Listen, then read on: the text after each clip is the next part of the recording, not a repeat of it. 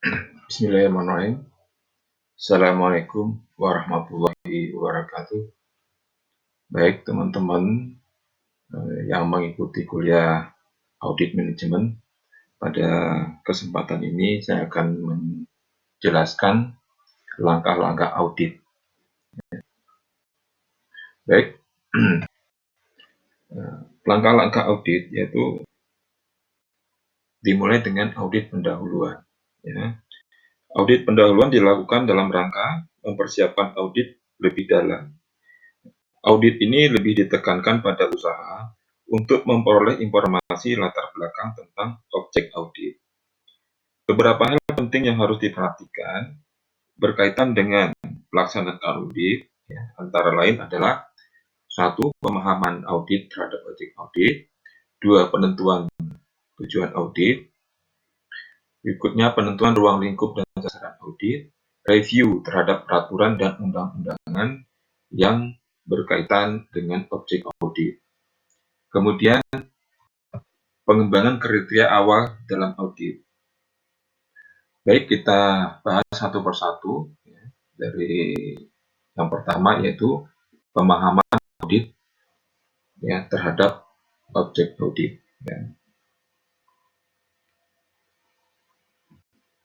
Setiap objek audit memiliki wewenang dan tanggung jawab yang berbeda-beda sesuai dengan karakteristik dan sistem pendelegasian wewenang yang diselenggarakan pada perusahaan tersebut.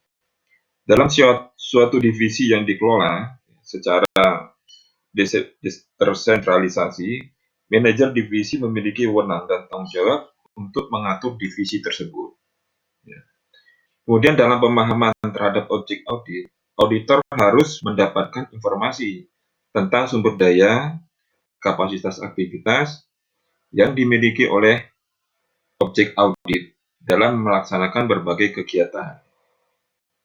Auditor harus membuat kesimpulan sementara secara umum atas pemahamannya terhadap objek audit. Kemudian yang berikutnya adalah penentuan tujuan audit. Auditor harus menentukan tujuan audit untuk semua audit manajemen yang dilakukan. Dalam rangka menyajikan kerangka kerja audit, tujuan audit harus mengacu pada alasan mengapa audit harus dilakukan pada objek audit dan didasarkan pada penugasan audit. Ada beberapa alasan yang mendasari diperlukannya audit manajemen, yaitu apabila terjadinya pemborosan dan ketidakefisienan dalam penggunaan SDM.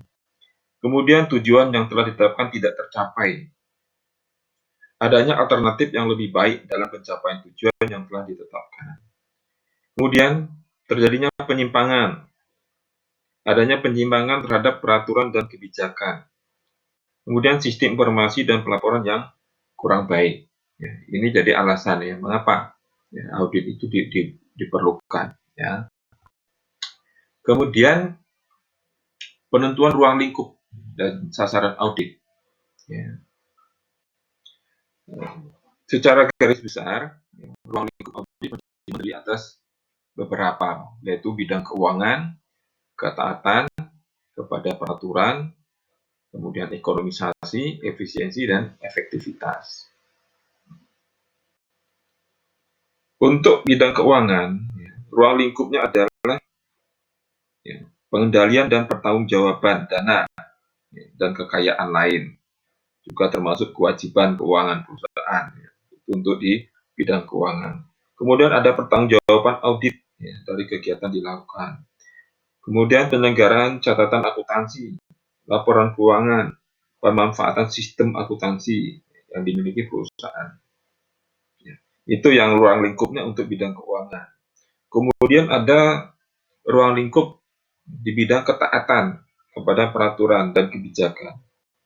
Ya, di antaranya kesesuaian pelaksanaan program dengan peraturan dan kebijakan. Kemudian kesesuaian penerimaan dan penggunaan dana dengan peraturan dan kebijakan. Ya, jadi sejauh mana ketaatan aturan-aturan itu dijalankan. Kemudian ekonomisasi. Ruang lingkupnya adalah yaitu audit ekonomisasi menekankan pada bagaimana setiap aktivitas atau kegiatan dalam objek audit mengelola dana yang dimiliki objek audit dalam memperoleh hasil yang lebih besar. Jadi ini ukurannya apa? Ukurannya uang, ya, uang punya nilai value. Ya. Jadi sejauh mana apa yang kegiatan-kegiatan itu memiliki nilai ekonomi. Termasuk pencapaian alternatif pelaksanaan kegiatan dalam tujuan dengan biaya yang lebih rendah. Samping mendapatkan pendapatan yang tinggi maksimal, kemudian juga ada penekanan biaya. Kemudian efisiensi. Berikutnya adalah menyangkut optimalisasi penggunaan sumber daya untuk mencapai tujuan yang telah ditetapkan. Pada bagian ini auditor menekankan pada bagaimana seharusnya proses berjalan sehingga tercapai tujuan dengan pemanfaatan secara optimal. Ini untuk efisiensi. Kemudian yang kelima, efektivitas. Ruang lingkup ini adalah diantaranya pencapaian tujuan program dan kegiatan yang sudah ditetapkan, pemanfaatan hasil program, pengaruh pemanfaatan hasil program atau kegiatan terhadap pencapaian tujuan. Jadi efektif, ya, tepat, ya, sasaran, yaitu mencapai satu tujuan yang diharapkan. Kemudian sasaran audit adalah target yang akan diaudit. Ada 3 elemen penting di dalam setiap sasaran audit. Itu pertama, kriteria, penyebab, dan akibat. Ya.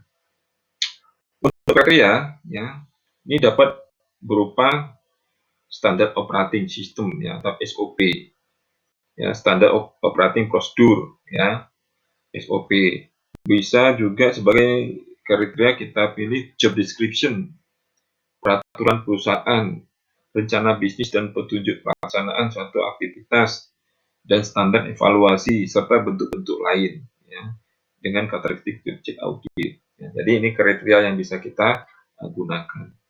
Kemudian penyebab, ya, yaitu merupakan tindakan atau aktivitas aktual yang dilakukan oleh setiap individu atau kelompok yang terdapat pada objek audit itu.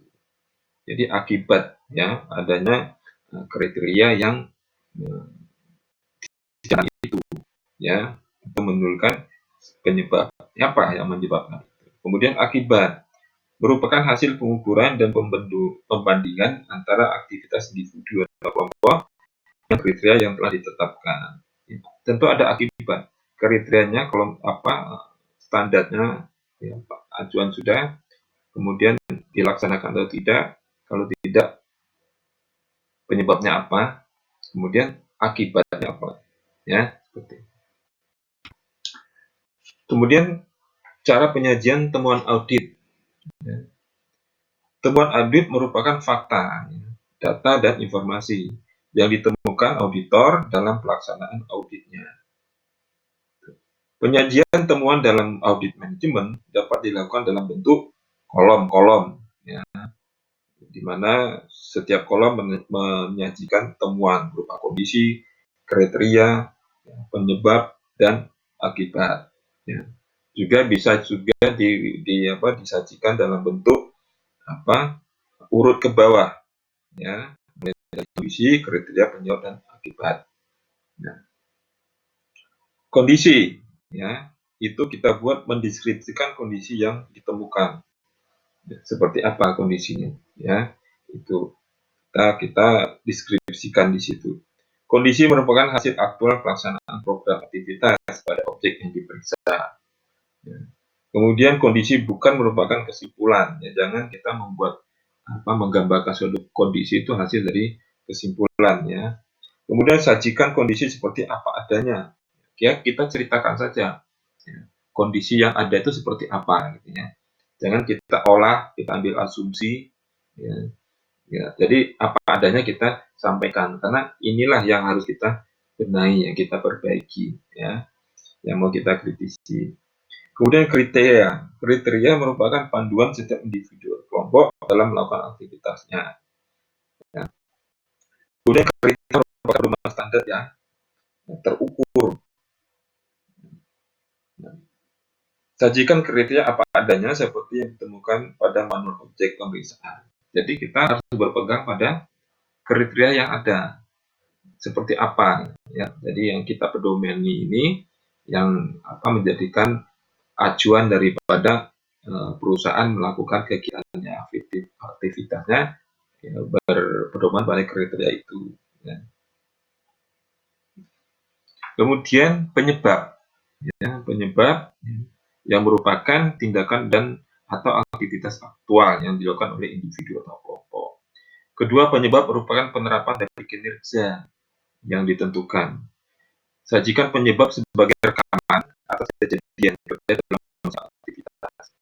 Jadi penyebab untuk kita gambarkan deskripsikan. Akibat ya, adanya ketidaksesuaian antara kriteria dan pelaksanaan. Ya, gitu.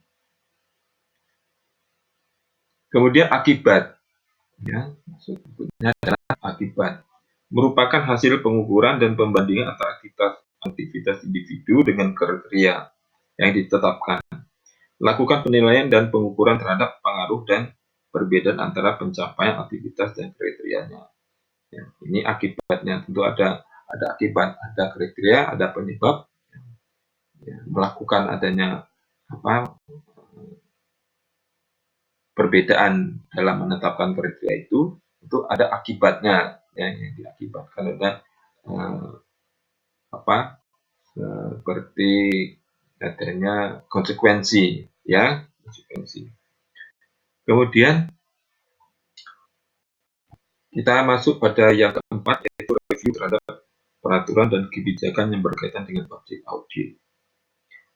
Penelaahan ini atau review ini bertujuan untuk memperoleh informasi tentang peraturan-peraturan yang berhubungan dengan objek audit, baik bersifat umum maupun yang berhubungan. Khusus dengan berbagai program aktivitas yang diselenggarakan pada objek audit, dengan penelaahan ini, auditor dapat memahami batas-batas wewenang objek auditor dan berbagai program yang dilakukan. Peraturan dan kebijakan yang ditetapkan oleh objek audit dapat berupa adopsi terhadap peraturan yang ditetapkan pemerintah atau yang secara penuh dikembangkan di dalam objek audit sebagai penjabaran strategi. Jadi kita harus menelaah, mereview aturan-aturan, kebijakan-kebijakan yang ada di perusahaan itu.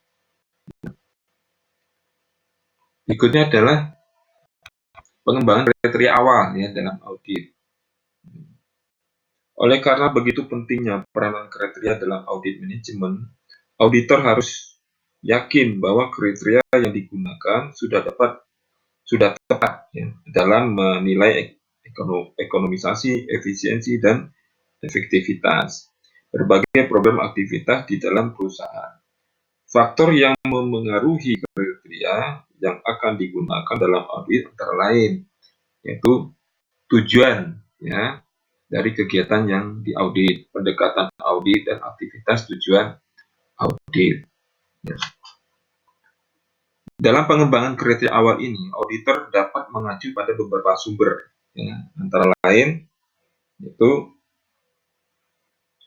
undang-undang peraturan yang berlaku, kebijakan-kebijakan yang ditetapkan dalam objek audit, norma standar yang sudah mendapatkan pengakuan secara umum, kriteria yang digunakan pada objek audit sejenis, pengalaman auditor dalam tugas-tugas audit ini bisa dijadikan sebagai kriteria. Ya. Kemudian karakteristik kriteria yang baik, ya, antara lain memiliki realistis, dapat dipercaya, dapat diukur, bebas dari pengaruh kelemahan manusia, mengarah pada temuan-temuan, ya. Kemudian dirumuskan secara jelas dan tidak mengandung arti ganda, dapat dibandingkan, diterima semua pihak, lengkap dan memperhatikan adanya rentang waktu pada saat ya kejadian atau kegiatan yang berlangsung. Kemudian kita masuk di kesimpulan hasil audit pendahuluan. Auditor harus membuat kesimpulan atas hasil audit pendahuluan yang telah dilakukan. Kesimpulan ini akan menjadi dasar dalam menentukan langkah-langkah yang akan diambil dalam tahapan audit selanjutnya.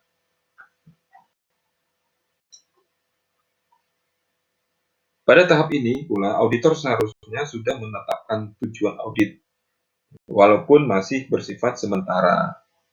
Kesimpulan hasil audit pendahuluan memuat tentang hal-hal berikut, ya, yaitu daftar bidang kegiatan, alasan mengapa bidang kegiatan tersebut memerlukan audit lanjutan, kemudian temuan sementara, ya, dan rekomendasi, tindakan-tindakan, dan bukti-bukti yang perlu diperoleh.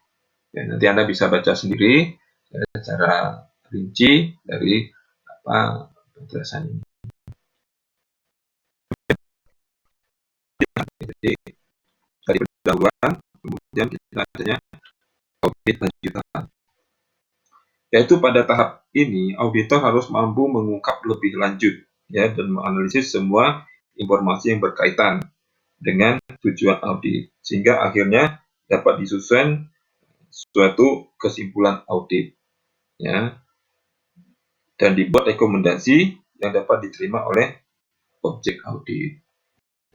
Kemudian Anda mengumpulkan tambahan informasi dan latar belakang, Anda sendiri memperoleh bukti-bukti, ya, bisa nanti dibaca, kemudian pelaporan. Ya. Dalam pelaporan ini adalah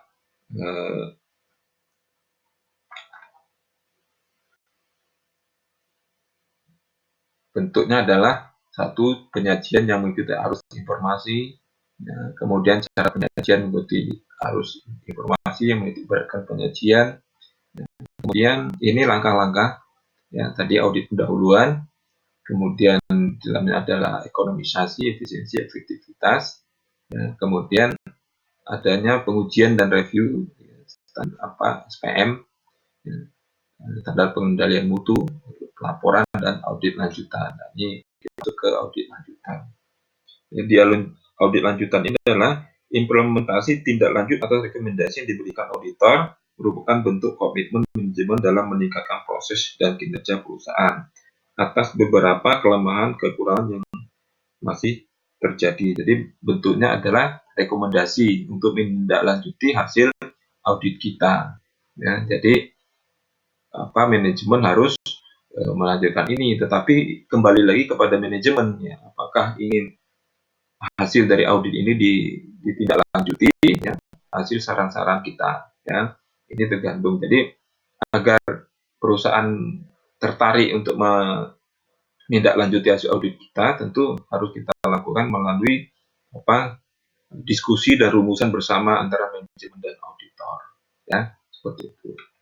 Saya kira terima kasih, hanya itu yang bisa untuk saya sampaikan. Anda bisa mencari nanti di sumber-sumber lain tentang langkah-langkah audit manajemen ini. Demikian, wassalamualaikum warahmatullahi wabarakatuh.